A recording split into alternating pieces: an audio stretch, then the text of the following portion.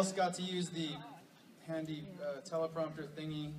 I unfortunately rewrote this like 1,000 times, and I couldn't get it over to these people to like actually put it on the screen because I kept rewriting. In fact, you can look, I like even scribbled on it while I was here.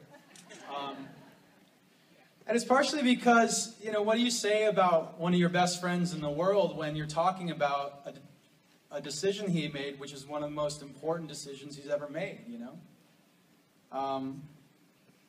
I met Chester around 1997, and I just started the band a few years earlier, and we had a handful of songs that we recorded on a cassette 4-track in my bedroom. And it was a Tascam, yeah. And we were trying to find a singer, and we were in LA, and he was in Arizona, and we mailed him this cassette of the stuff, and we gave him a regular version and an instrumental version, and we asked him to sing over it and send it back to us. And I don't think any of us expected what he was about to do. He literally walked out on his own birthday party to record to our demo. And I mean, just think about that. Like, who has the nerve to do that? Who does that?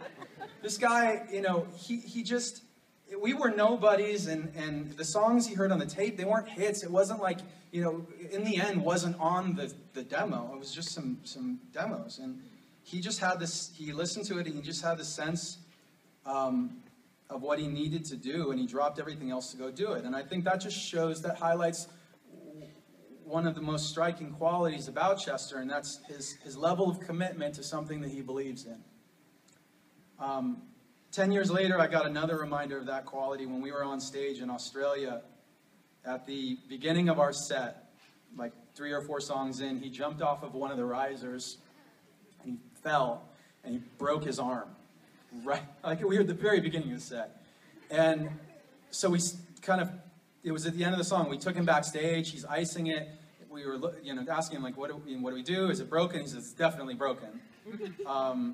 And we asked him what he wanted to do, you know, because we obviously thought we should get you to the hospital and we'll have to just cut this show short. And he says, well, it's going to be just as broken at the end of the night. I might as well just play the whole show.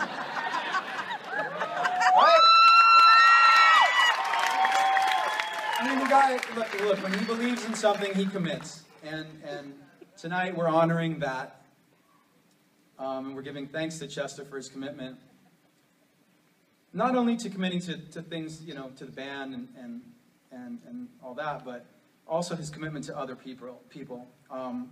As you know, with Chester, my bandmates and I share in an effort helping victims of natural disasters like Hurricane Katrina, Japan's tsunami in 2011, most recently the hurricane in Moore, Oklahoma, via our nonprofit Music for Relief. Incidentally, you can go to musicforrelief.org right now, and a donation for Oklahoma enters you in a chance to win a trip to the studio with Linkin Park while we record our next record. But in addition, some of us also know about the commitment Chester and his wife Talinda put into their annual Stars of the Season fundraisers in Arizona to benefit the Children's Medical Center there. The efforts they've made, seriously. The efforts they've made there have literally helped build this hospital and saved countless children's lives. And I mean, he just cares about people in a way that is so profound and so special. And tonight we and MusiCares honor and give thanks to his commitment to helping recovering addicts. And we celebrate Chester's commitment to his own health and sobriety. And just for the record, getting sober is probably the single most powerful thing that he has ever done for the longevity of Linkin Park, and I am intensely grateful for that.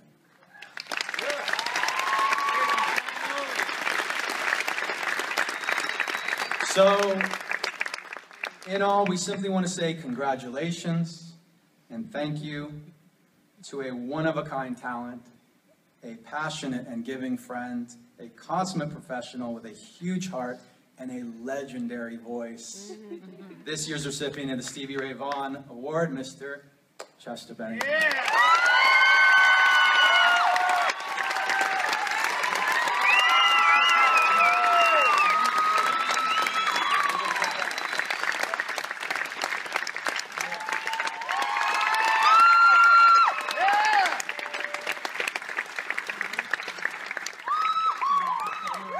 very much, Mike. That was really nice, what you said. I'm like super nervous to do this. It's like really crazy.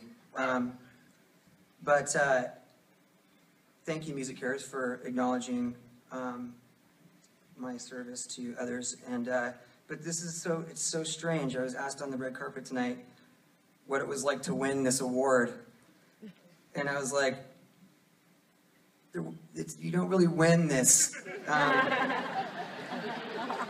one's competing for anything here. This actually was quite a surprise when they announced that they wanted to honor me with this award. But really, I mean, what being of service means is when you're asked to do something, you show up and you do it because that's what you want to do, and you want to help people out.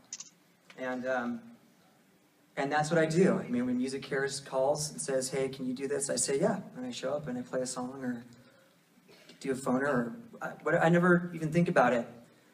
And that's what's important, especially when you're dealing with recovery from alcoholism, addiction.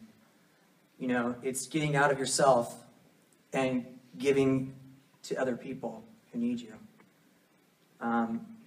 And one of the greatest things I enjoy about being in Linkin Park in particular is that we really enjoy as a group of guys to go out and help people out, whether it's through Music for Relief or MusiCares or any of the various other endeavors that we do to give back to our community.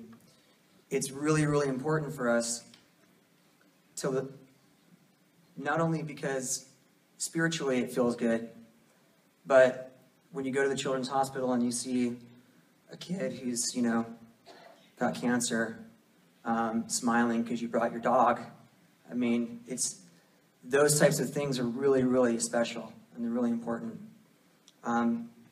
So there are so many other people I think that would deserve this award a little bit more than me, but I'm happy to take it if it means showing up here playing some songs with my friends and raising money to help people with their problems. And that's what MusiCares does so well.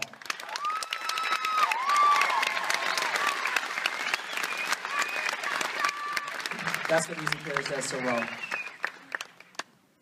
You know, just in the last 5 years alone, over 1,200 people have been helped with their addiction recovery because of MusiCares. And that is a huge number of people. I mean, it's just insane. And the fact that it's around, you know, based around the music community is really important. I mean, what we do is we're in a bubble, you know. A lot of people can't really relate to the problems that we have.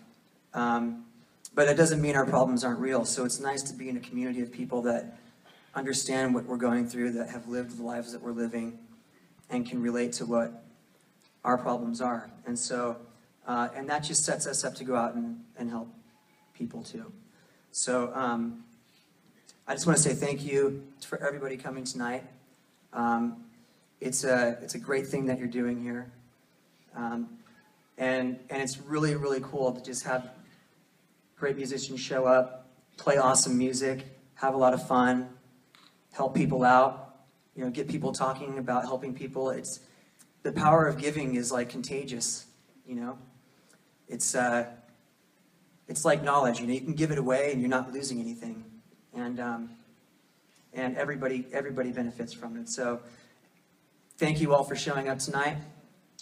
Thank you for this award and continued success with MusiCares and the way that they help people out. So with that being said, I would like to get away from the podium here and go backstage and get my friends and my bandmates and Stone Temple Pilots and come out here and play some music for you guys.